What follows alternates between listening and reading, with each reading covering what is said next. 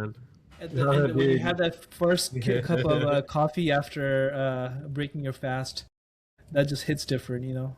Dude, it's like the thing I need the most, man. When it's iftar time and the fast is over, having that cup of coffee, dude, it's just, I mean, That just first it big just jolt clears of the headache caffeine. that has built all day. Yeah, you know, your mind is just so dull, and that Yeah, first jolt of caffeine that day just it just opens you up, brightens your day. I know, Nothing like man. it. It You know, just I shows read how this much book. like caffeine withdrawal I'm living my life in at all times. Yeah, yeah, it's the worst. I read this book. It's called it's a funny book. I mean, it's not a funny book, but the name is funny. It's called Your Mind on Plants. And Right. you know, this guy, he does a he talks about different drugs and what your mind does. And the first chapter is about caffeine and what your mind does in caffeine. He does a self experiment on himself where he's a big caffeine addict, and he goes without having any caffeine for 30 days, you know, or 2 months, and then you know, completely clears out all caffeine from his body. And then eventually, when he has that first drink of coffee, he explains his experience of how he just starts seeing the world differently. You know? And I relate to that every day after a day of fasting. Yeah, no kidding, man. I mean, caffeine's like the most common drug of abuse, so it makes Yeah. sense. But yeah, dude, with fasting, for the listeners now, we're talking about Ramadan, the Muslim fasting month, which is upon us right now. Today's day two, and so we're in the thick of it. And I find the first few days always to be the hardest, and then it's like anything, you kind of get used to it. But for me, the first couple days, first 2, 3, 4 days, um, I just find myself like no matter how much I eat or drink, before sunrise, I wake up early and do the suhoor, getting some food in me, some water especially. It makes no difference. Right around like noon, 1 o'clock, I always start like kind of dragging, getting a bit of a headache. Um, and then, as like the month goes on, I guess your body gets used to it. That doesn't really happen anymore, but at the start, it always does. I don't know about you. For me, you know, it's not even the food. I honestly do not get as hungry, or it's a lot of time it's the whole like drag after lunchtime around after 12. You know, I'm really good between 6 a.m. till like 1 o'clock, and I'm active and I have energy and I'm doing good. And then I just start feeling the crash after 1 o'clock, and start getting tired and sleepy because I haven't had caffeine. And I think for me, like fasting truly is about caffeine Yeah. because I'm such an addict, and you know my body's dependent. That's why the first few days are hard, but as the month goes on, then I kind of get adjusted to it. Because for me, as I'm going through the day, I'm drinking coffee, some kind of coffee throughout the day, and when I'm not getting that, it's tough. But you know, you start off with having, you know, waking up early and like making yourself a nice breakfast and eating it, and then as Ramadan goes on, I just stop eating in the morning too. You get tired, right? And you just don't wake up early enough. That happens to me too, man. You're just kind of Yeah, like, I'm just gonna drink a glass of water, maybe eat like a banana or something, and just suck it up. But that just makes the day harder. it gets the day, you know, it makes the day harder.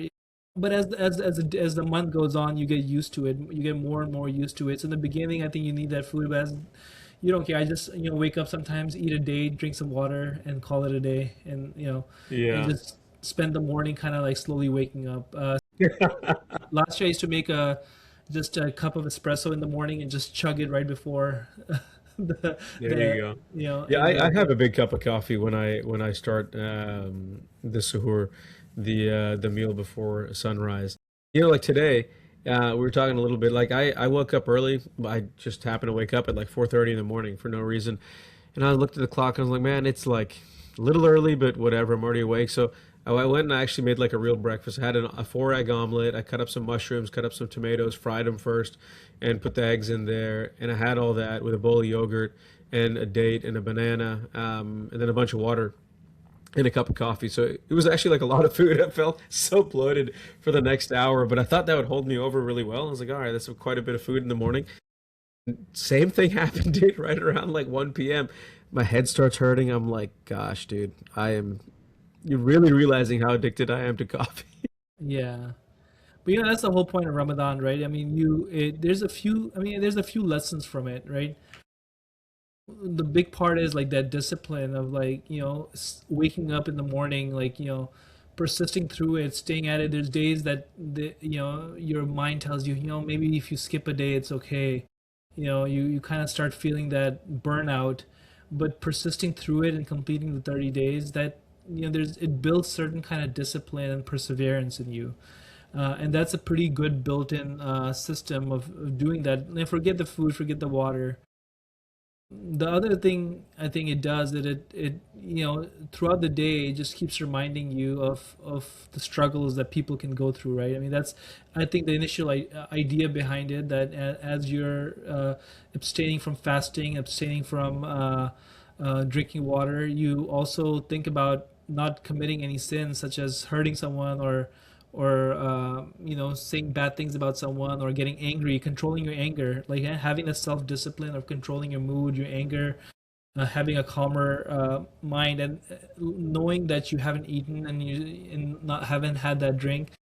It kind of keeps you're reminded that you're fasting, and unconsciously you make an effort to not lose your temper, not get annoyed, or do things that otherwise would hurt people. So that's the second thing. And the third thing is, I mean, I think fasting overall is very good for you. And a period of fasting through the year kind of builds. There's a lot of metabolic changes that your body goes through, and we'll talk about some of those later as well. But I think fasting, it's a way to build discipline. I mean, if anything, people can do it for religious reasons, non-religious reasons, but once a year, giving something up, having a month where you force yourself to commit to something builds a lot of discipline and perseverance. I think it's a great month. Plus, we get to see a lot of our friends and families, and the fun meals at the end of the night, and stuff like that. So it's a fun month for me. I mean, I Yeah, enjoy it a lot. it's a lot of good traditions too, and it's stuff like, I mean, a lot of the major religions have a version of it. There's a type of fast in Judaism and Christianity too. You give up something for Lent in a lot of Christian denominations. But like that, and that's what I think, beyond just the food and the water, because that's what people talk about, that's what people see, and that's what so commonly people associate with Ramadan. But it's like, it's just a month of temperance, right? You're kind of purposely depriving yourself of the food and drink during the daylight hours, but it's meant to free your mind and free your time to really be a little more spiritual, a little more meditative, pray more, and do more stuff. You have time now, because if you think about it, we spend a lot of time, like, in an average day, about food, whether eating the food, preparing the food, cleaning up after food. It takes a lot of our day. Um, you don't really have to worry about that during Ramadan, and ideally, you would use that time to do something productive. Um, and you can establish good habits during that month, like with things like prayer, or reading a little more, and hopefully carry those on. So I think it's like a nice reset. Um, During that month. That's what really, like, does it for me. That's what I like about it. Yeah, for sure. Like the meditational and spiritual aspect of it is really appealing. You do feel a certain um type of spirituality during this month, because you're fasting, you are dedicating, you are committing to something. Either you're religious or you're not religious. I know some people now that have started to, they're not Muslims, but they've started to even fast during this month just because to kind of participate in that. But there's also they see the benefits of that spirituality, the self discipline that comes with it. So I think it's a fun month, but there's a lot of fun eating going on too. That in terms of, as a cardiologist, I think about it. I talk to a lot of my, I have patients who are Muslims and fasting as well, and that topic always comes up. None of my Muslim patients want to do stress test during this month either. They're like, oh, can we wait till after Ramadan? And so Yeah. and then you really have to counsel patients. There's some patients that are really adamant about fasting. They really want to do it, but they're elderly, they're frail, they're diabetics, they need insulin, they're on diuretics as well. So fasting for them, there's a lot of exceptions in Islam about fasting as well. And you have to keep reminding your patients that, hey, I know you want to fast, I know you want to participate in this. It's a fun month. Everyone wants to do it because it's you're doing it as part of a collective, right? So really have to discuss with my elderly patients, kind of come up with strategies of what you're going to do, especially with their insulin, like if they're diabetics or they're on certain medications like Farxiga or Jardians, where they could get a little bit more dehydrated, right? That's a big conversation item, and I might be the only Muslim physician they have who can properly counsel them on that. So, as a physician who sees a lot of Muslim patients, that's a big conversation piece that comes up. Some of the things we talk about is in their blood pressure. If someone has hypertension, yeah, Ramadan fasting generally, since you are abstaining from eating, drinking a lot of water. The two things can happen. One thing can happen: people who are a little bit more disciplined, their blood pressure can decrease a little bit, right? So the medications they're currently on maybe a little too strong for them. They might get some dizziness or lightheadedness from taking those medications. So you have to counsel them, hey, these are the symptoms to watch out for. And if you have these symptoms, maybe cut this dose into half for this medication, for example, right? But then there's some other people that are, they have congestive heart failure. They get edema very easily, shortness of breath pretty easily, and our iftar foods, the foods that you break your fast with, can be very salty, mostly fried foods. Very Yeah, few. it's a big salt load right after a 12 to 16 hour day of not eating anything or drinking anything. Yeah, exactly. So, and there are studies that have shown, they've compared Ramadan fasting versus non-fasting days, and there was not a significant increase in the amount of cardiac events in those patients. But when they looked at it, they saw that the timing of the cardiac events in patients was very particular to the breaking fast time, the iftar time. Yeah, That's there you when go. most of the cardiac events were happening in patients. So there's clear data on that because people they overeat, overindulge, and that's another conversation I need to have with my patients when we counsel them on fasting, of what to watch out for, what not to eat if they have congestive heart failure. Right, that's a big part of it. So. Yeah, and that it's interesting too, just like the spirit of Ramadan, like the theme of fasting and kind of like being okay with depriving yourself just a month in the grand scheme of food and drink. It's also kind of like you shouldn't like look at the clock and as soon as like, okay, sweet, it's iftar time to break the fast, then you just gorge a bunch of food. It's like, Yeah. even if you look at like historically in Islam and just like the fact-based history of it, and when the religion started, that wasn't what people did. When it was time to break the fast and it was time to eat, they had very minimal, like a date and some water. And then they would go pray and then they would talk. And, like it wasn't about just, okay, now it's time to eat. Let's just have a buffet. That's, Yeah. that's not like, I don't know. I mean, people do whatever they want. I'm not trying to tell someone how to follow their religion. I'm just saying that's not supposed to be what the idea of breaking the fast is, all right, let's go to like a Brazilian steakhouse and stuff our face. Oh no. It's fun when you're at a party or a gathering, right? The festive environment is important, and a lot of socializing just for all people centers around food. So that's just a thing when you go to get-togethers during Ramadan. But I think that's kind of what you're saying, Humayun. That what the data shows, the real science and the studies show that cardiac events are more likely to happen right at the time of breaking the fast, because I think that's when people are just excited, and that's when they would gorge some food.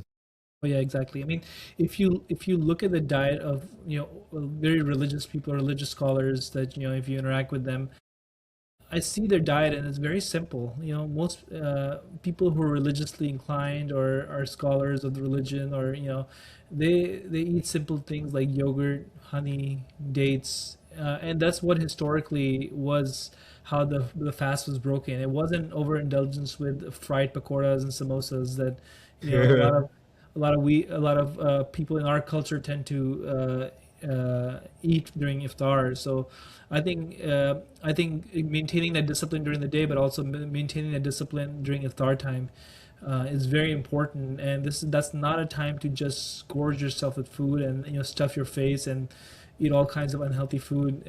I think you have to keep some kind of restraint during that time as well. So that's definitely. But you know, there are.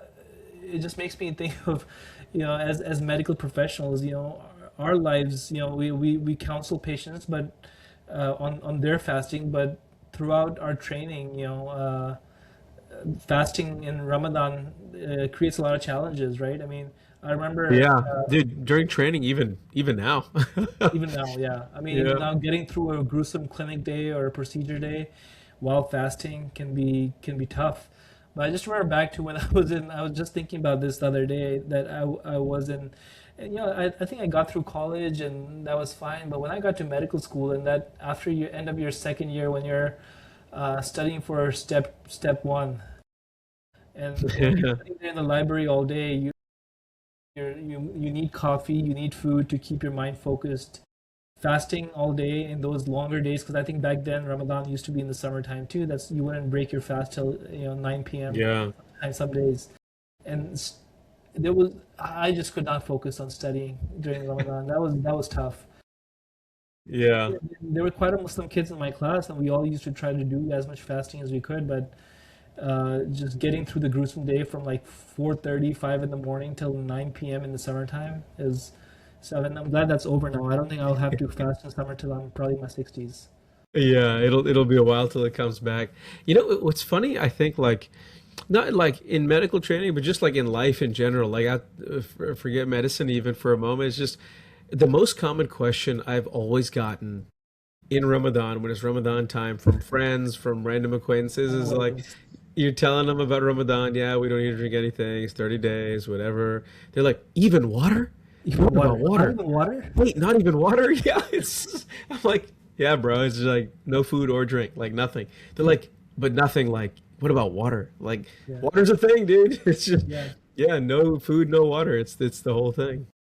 Yeah, I mean, hydration is important. I get that. I mean, I Yeah. hydrate myself before and after quite a bit. Hydration is important, but for that period of time, you don't drink water. I mean, how hard is it to understand? I've been saying that since I was in high school. I've been telling people. I think some people know, and they still ask about water. I know, I I know. think I get asked that once a day. And then at least growing up, like maybe like my friends, we would all just mess with each other constantly. It was like our default method of communication was just roasting each other. Like you see each other's face, you're like, oh, I'm gonna mess with them now. Constantly, my friends, who weren't Muslim, weren't fasting, halfway through the day, would be like, dude, have you cheated yet today? Did you have a French fry at lunch? I'm like, dude, no, I didn't. But just constantly, and even like I still remember in residency, I had one attending.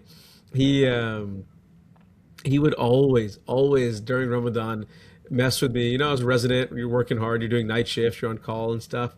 And like I'd be sitting there at a computer typing a note or come in with like splint material on my arm and just put a cast on someone at the ER and come tell like, the rest of the team, hey, we did this. I'm gonna add this guy onto the schedule. And he would just look at me and he's like, hey, we can go to the lounge. I'll get you yogurt. I'm just like, dude, like, just constantly trolling. But I mean, stuff like that is funny. I never took it bad, but I think it's hilarious that people like, they just like to mess with you when you're kind of, in a way, the odd one out. Like you're following your religion, and it's something that's visible. Everyone else is eating at lunchtime.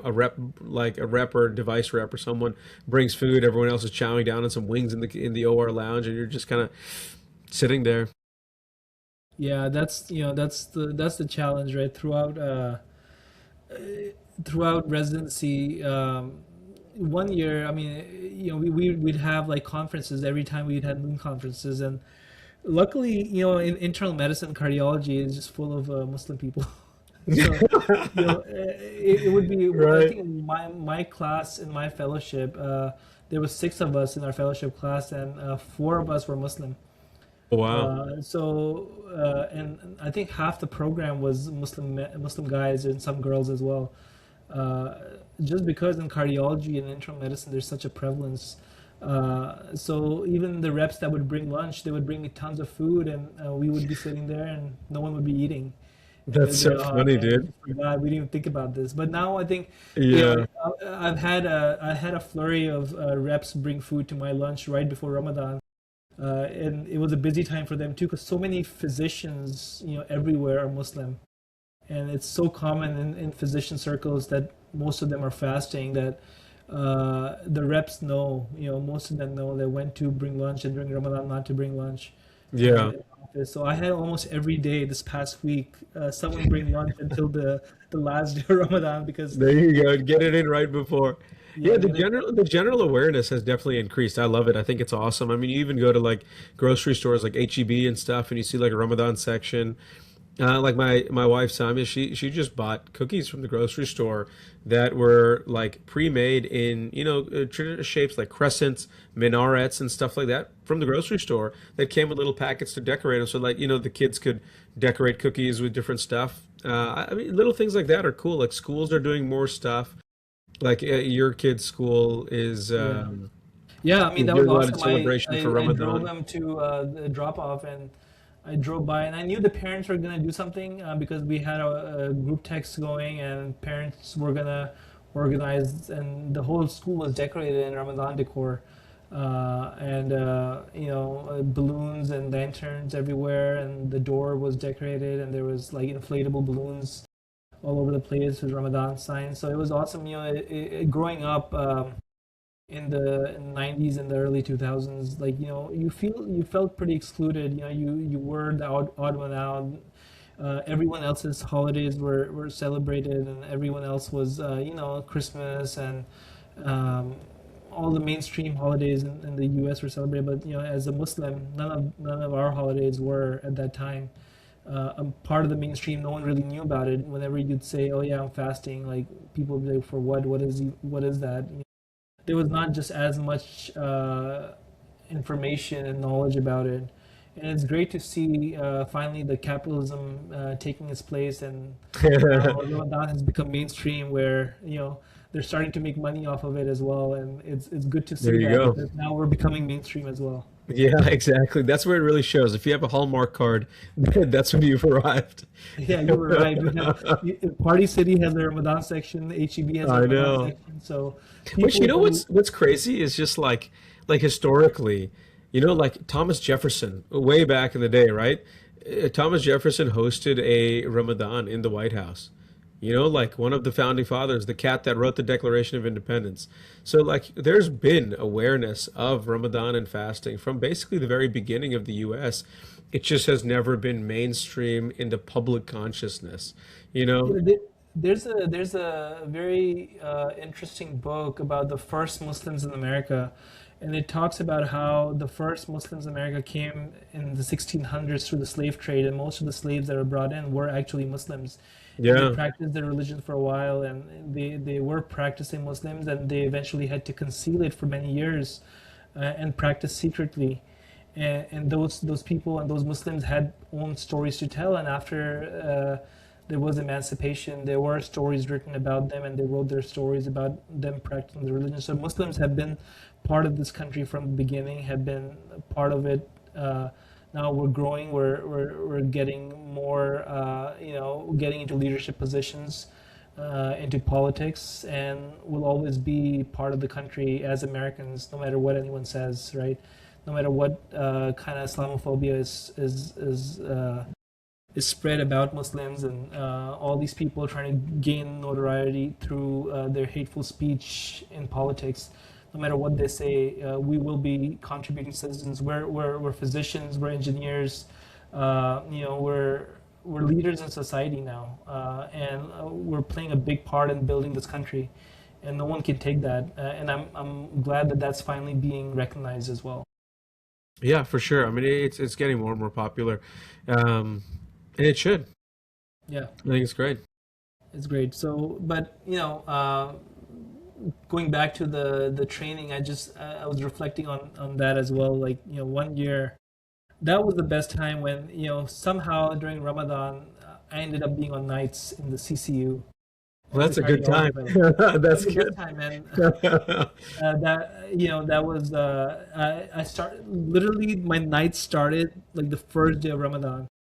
Like, Yeah. I was like, this cannot be any better. It was a month long It training, was meant to be. That's good. and my schedule was so fun because I would get to the hospital around 7 o'clock, and I think you would break your fast at 7:30, 7:45. So I would bring my food with me. I would get to the hospital, eat dinner, or break my fast, have the whole night to just snack on or do whatever. Yeah, Get yeah. home by like I forgot what time was it. Get home, do my suhoor, and then go to sleep. And then sleep till 3 p.m., 3:30 p.m. Wake up, get some time, and then. So that was the easiest Ramadan I had. There was no difficulties at all. Yeah, yeah, no, that's good, man. That's good. Like I think like looking back at training especially because you just don't have as much say over your time, or you're a little sheepish or nervous to like request any special accommodations. You just kind of want to put your head down and do the work. I remember I think this was during fellowship. I'm trying to remember. It was during Ramadan, and we were doing a case where this guy had come in and had cut off four of his fingers. We were reattaching them, and that takes like a lot of time to reattach a severed digit.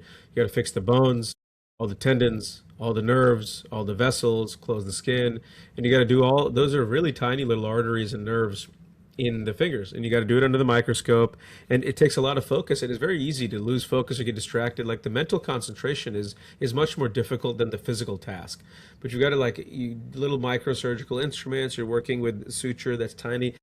Dude, I remember it was like time to break the fast, and we only had like one and a half of the fingers back on. The other two are still sitting on the back table, and we're like working because you're on the clock. If the fingers don't get reattached and the blood flow gets back into them, they die, right? They get ischemic, and you're like, oh shit, like we really got to work here. And dude, I am like getting delirious sitting there under the microscope. I'm like blinking way more than I usually do. And my attending looks at me and she's like, "What's wrong with you? Why are you blinking so much?"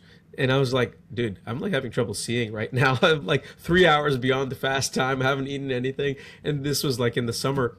Yeah. So the daytime was already like 16 hours. So I'm going Wow. on like 19, 20 hours. I haven't eaten or drank anything. And I was like, I think I need to scrub out and like get some water or something. And dude, I didn't even get real food. I just walked out of the OR.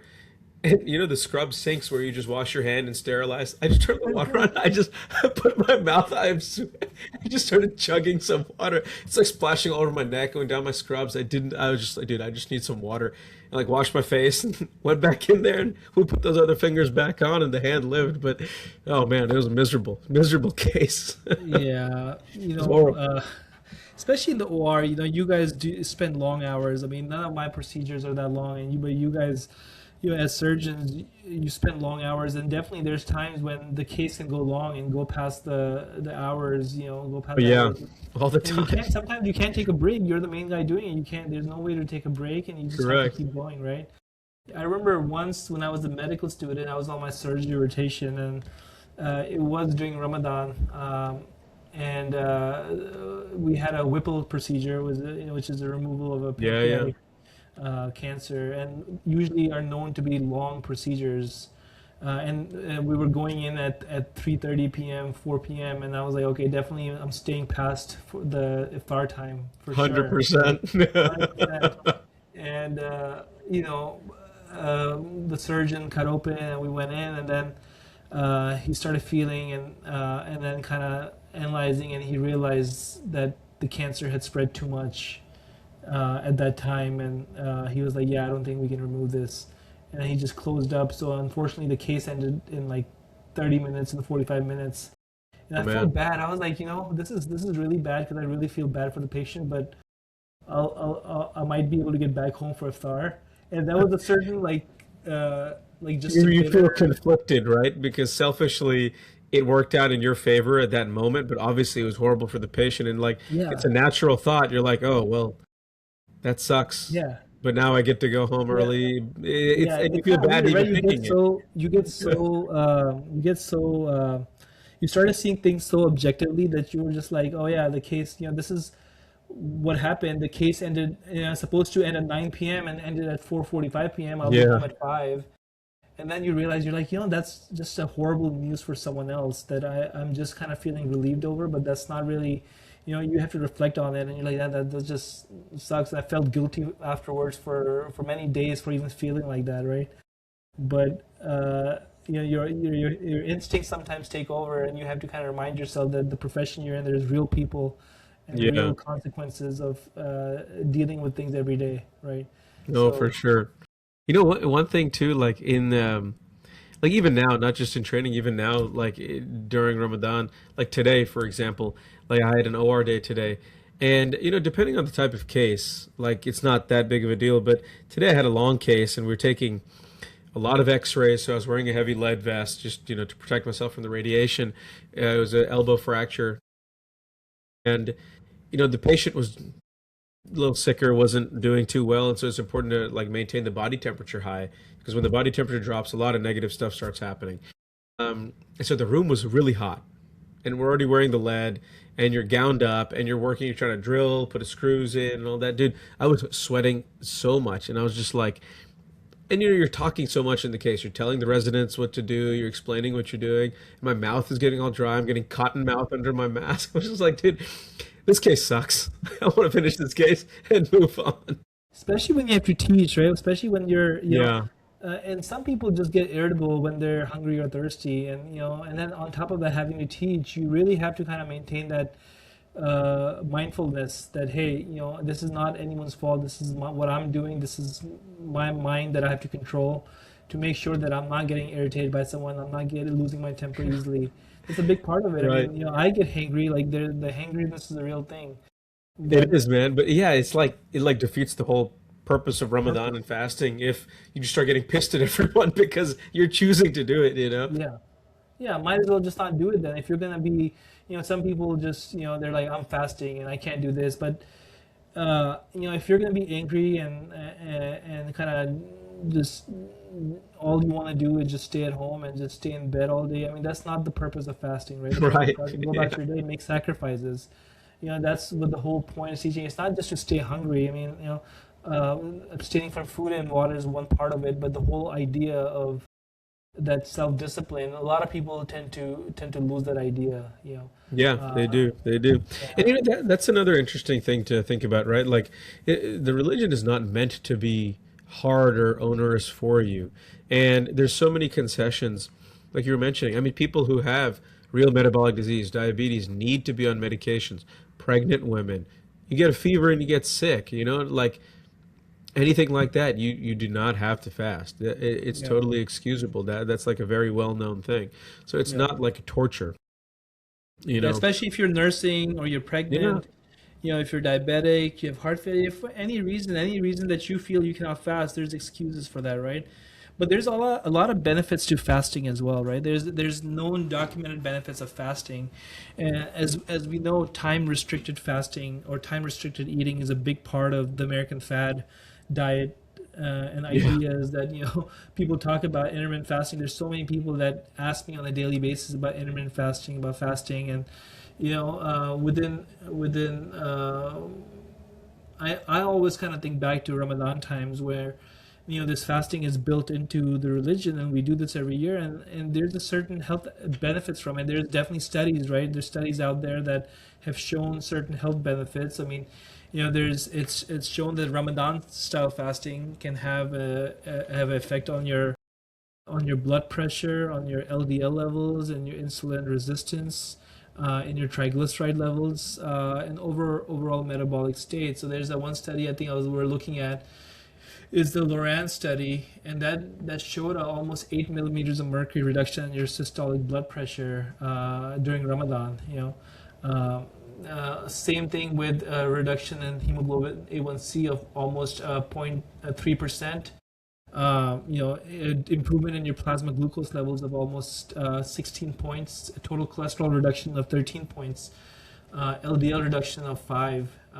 Yeah, so I mean, basically, it's like all of the traditional, like metabolic chronic diseases like hypertension, high blood pressure, hypercholesterolemia, diabetes or prediabetes, obesity itself. All of these things are actually helped and Yeah, improved through yeah, some type of fasting. for sure. And even they've done studies where they've shown that the incidence of hypoglycemia or low blood sugars because of fasting is negligible. And, people who are not fasting versus fasting, they did not have any more episodes of hypoglycemia. So there are beneficial effects. I do personally believe in the gut heart brain axis where what you're putting in your body has a huge impact on it, right? There's numerous studies, not really studies, but numerous anecdotes and ideas of people now more and more often using CGMs, the continuous glucose monitoring devices, to kind of capture their day. And we know that what you put in your body can have a certain impact on your body. So, for example, like when I put on, if I put on a CGM and you put on a CGM, if I ate a piece of sourdough bread, my um, increase in blood sugars might be much different than yours. And for some people, there may not be an increase by eating a certain type of food, whereas for some other people, there might be a jump or a spike in your blood sugars level, right? So, how your gut microbiome is, how the gut bacteria has developed, and what the microbiology is in the drug can really impact how food affects your body. And fasting has shown to reset that and alter that as well over time. Yeah, And and so, that, it really shows like how different each individual's own like insulin sensitivity is. Like if you are very sensitive versus not sensitive to insulin compared to your friend who's also using one of those continuous glucose monitors, that same sourdough slice or same slice of pizza or a banana or whatever may spike one person's glucose like very rapidly and the other one kind of stays at a pretty consistent baseline. And it would be interesting to see Humayun, like the same group of people. I think this would be a fascinating study to really see the same group of people doesn't change anything about their diet or lifestyle and just monitor the relative spikes and troughs in their blood glucose over time with their basic diet, basic exercise routine. And then you put them on a time restricted feeding type regimen or a Ramadan style fast type regimen. And now you add, in addition to those things, you add other variables like exercise or even something as simple as just taking a walk after dinner. And does that mediate a bit of that spike you get in the post dinner glucose level or not? I think like the ubiquity of data like that. I mean, people are tracking everything now. Everyone's got an Aura ring on. People have these continuous glucose monitors. Everyone's got a smartwatch watching their sleep. These like little granular data points, the population wide. I mean, it's huge tomes of data that all of these lab tests, when we have patients routinely just check a fasting glucose, once a year as part of routine labs, that's very different than what their regular daily spikes of glucose are actually doing and what they're doing in real life. Because in real life, people usually aren't fasting for that long. That's just to get the blood work. I think that's like a huge thing that has yet to be tapped, really. well, no, it is not yet to be tapped. It's being tapped aggressively right now. I mean, there's large companies, that have come out with direct to consumer CGM devices. So, Stello is one of them. No, the CGM devices are there. Well, that's not what I'm saying. Like I was just mentioning that. I'm saying that us as doctors have not tapped into an ability to take action on that on a large scale. Like we're still relying on, let's check your fasting glucose every so often, right? Rather than, like, I mean, maybe you do this. I don't know any doctor that regularly looks at patients' continuous glucose monitor data as a routine. Yeah, not so there's a lot of people in the longevity space that are doing exactly that. Yeah. We've talked about some longevity doctors that have recently got in trouble with some of the files that came out in the Yeah, internet. like the most famous one, Peter Attia, right? I Yeah, I mean, mean, I feel bad talking about him, endorsing him in the book that I read, and then comes out he's been doing some horrible stuff on, you know, through the Epstein files. But dude, I mean, I despite think that's an important thing to say. Like, yeah, I think both of us in the past did speak in a positive way about Peter Attia and his message and all of that, based on the message of his podcast about longevity and health. But now that his name has come up multiple times in the Epstein files, a lot of the stuff he even said in there is like heinous. I mean, I think it's reprehensible. I mean, there's no other word for it. It's just disgusting. Yeah, and it shows you the whole idea of this, so many people, as you get rich and famous, your mind just it's so easy to get corrupted. And these people have a certain facade, and they act that they're, but he was charging his patients 150K a year. See, Yeah. when a physician is charging that much money and wearing fancy watches, and there is something shady going on behind the scenes. His message was good. He wrote a good book. There was good ideas in it, but doing certain reprehensible things like what he did, what's stated in the Epstein files, or what he allegedly did, and what's implied in those files, it's kind of it made me very shocked and disappointed because I really liked his stuff, right? Um, Disappointed is the perfect word, and disgusted. Like I just don't understand what is like this unifying sickness in people that are like in this class of society that we call rich and famous. Like, what is wrong with all of them? They're so depraved. I mean, like, I just don't understand it. It's absurd. Like every other day, every week, you see like a new name of some famous dude who has shown up in the Epstein files, like a bunch of pedophiles. Like, what the hell is going on? Yeah, I mean, I mean, it's it feels absurd. like the if you as you get more rich and famous, you just incline towards pedophilia for some reason. I totally. What the? Like, it's ridiculous. Yeah, I mean, at least there's other countries where they've found, like in the UK, they're doing something about it. They're making arrests. They're holding people accountable. The people here in the US are just roaming free with no consequences. Dude, I know. They're They're like still maintaining their they're position. seemingly truly above the law. I mean, they have these like I don't know, bought and paid for attorney generals and stuff, just like putting up shields for them. It's Oh wild. yeah, but we went on the tangent about that. But we were talking about the Good. whole idea of watching Yeah, a back to documentary. glucose monitoring.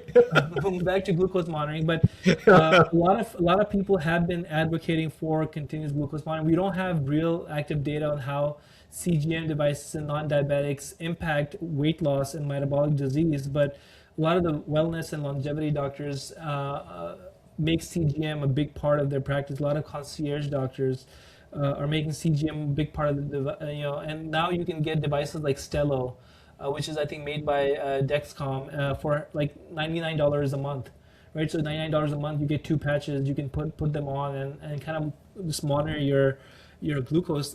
There's been a few apps, and I've explored a few of those apps like NutriSense and a few others where they analyze all that data and give you nutritional advice based on your glucose spikes, what you ate. So for a month, you keep a diary. You also can talk about when you fasted, what times you fasted, what your blood spikes, sugar spikes did, what foods you ate, what foods you broke your fast with. And based on those readings, they make a comprehensive dietary plan for you, which I think is the future, with especially with the advent of AI coming into it. The AI will be able to really analyze that data and give you really granular information about what kind of things suit you, uh, what type of breads are good for you, what type of vegetables are good for you, and what type of fruits and vegetables are not good for you, right? So, because we always advocate as part of the Mediterranean diet, eat fruits, eat vegetables, but there's some fruits that might not be as good for you, or some vegetables that might not be as good for you compared to some other ones. And with these apps and CGM monitoring, there may be an application in the future where we might be able to customize diet, right? That's why nutrition counseling has been such a shit show, because no one exactly knows what's going on. No two people are the same. Some person might really benefit from a keto diet, and the other person may not at all, and their lipids would just jump up. Versus someone else may benefit from a Mediterranean diet, and another person may not. Our whole biology is very different. We're individuals with different DNA, and the microbiome and how our body reacts to food is very different.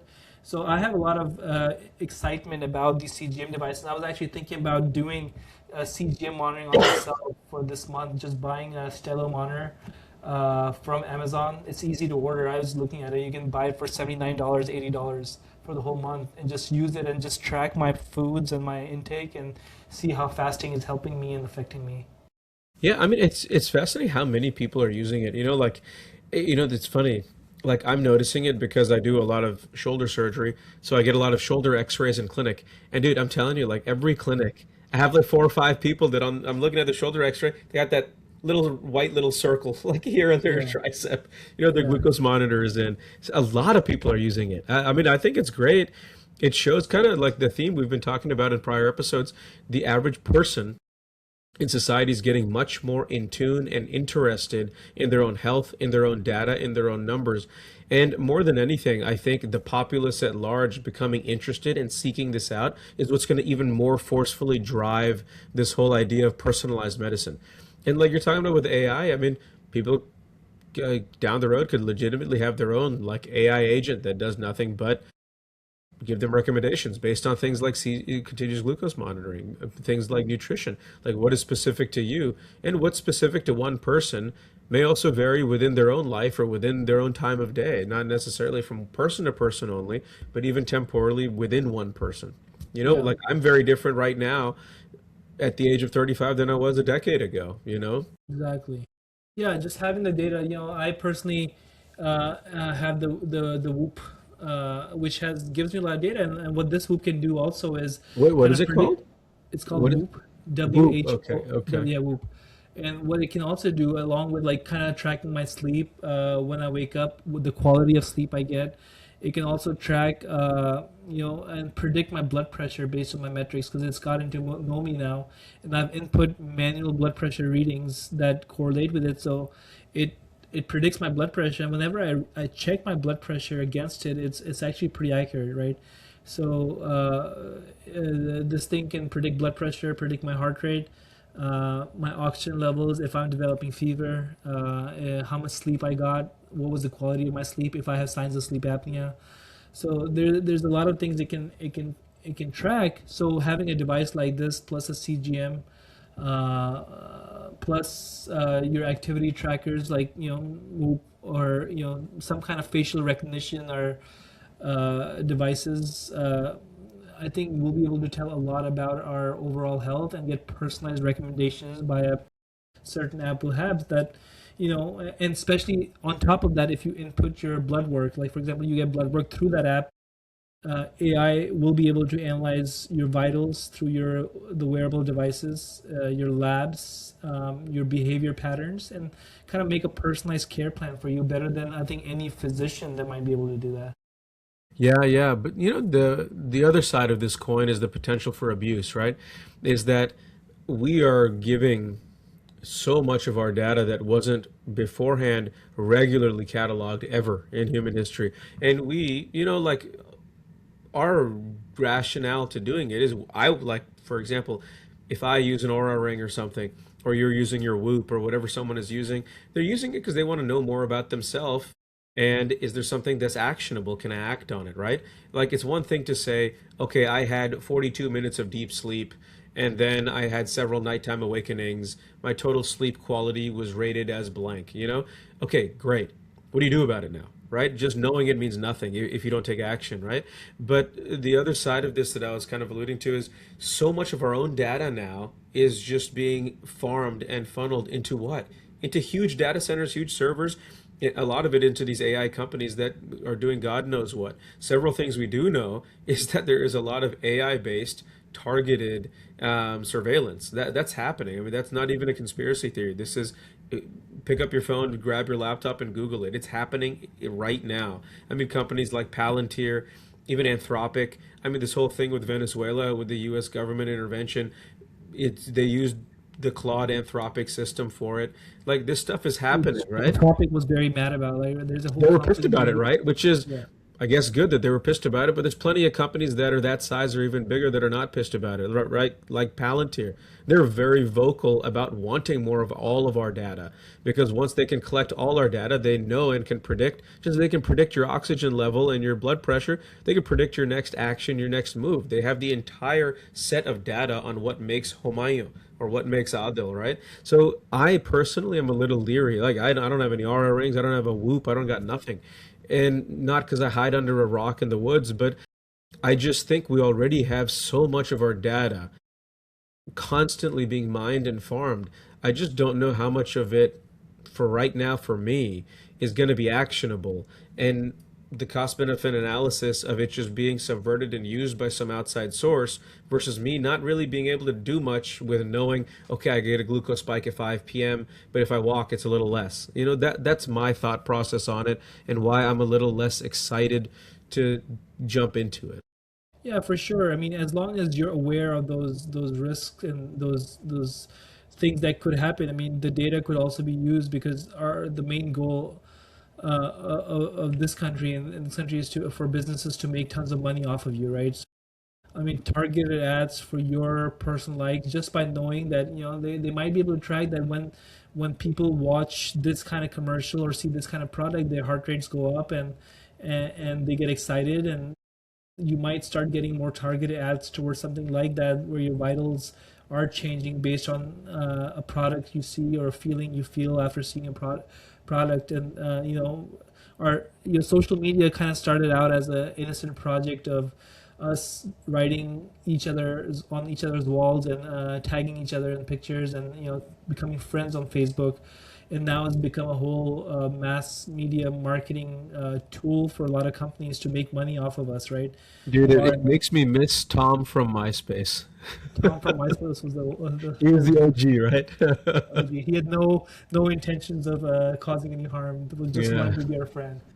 Since then, I mean, look at what social media has become, what the promise was in 2006, 2007, and how excited we were, and now how the evil behind social media, and how it uses all our data and all our information to target ads towards us, right? So yeah, the same The stuff can promised happen. land was a big farce.